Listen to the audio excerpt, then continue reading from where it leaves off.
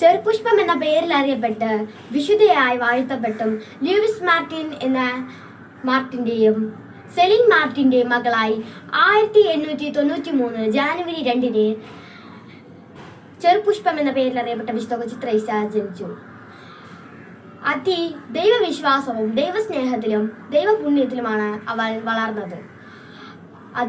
4-ാം വയസ്സിൽ തന്നെ അവളുടെ അമ്മയെ നഷ്ടപ്പെട്ടെങ്കിലും പരിശുദ്ധ അമ്മ മാതാവിന്റെ ആശീർവാദത്താലും ദൈവഭക്തിയാലും അവൾ സ്നേഹം നിറഞ്ഞൊരു വിശുദ്ധയായി വാഴ്ത്തപ്പെടണമെന്ന ആഗ്രഹത്തോടെ ജീവിച്ചു. അവൾ തൻ്റെ സ്നേഹാനുഭവത്തോടും വളർച്ചയിലെ കുഞ്ഞുമക്കളുടെ മാധ്യസ്ഥയായും ജീവിച്ചു. ഈശോയുടെ കളിപ്പന്തായും ലോകം അറിയപ്പെടുന്നവളുമായി അവൾ ഇന്ന് നമ്മുടെ കൂടെയുണ്ട്.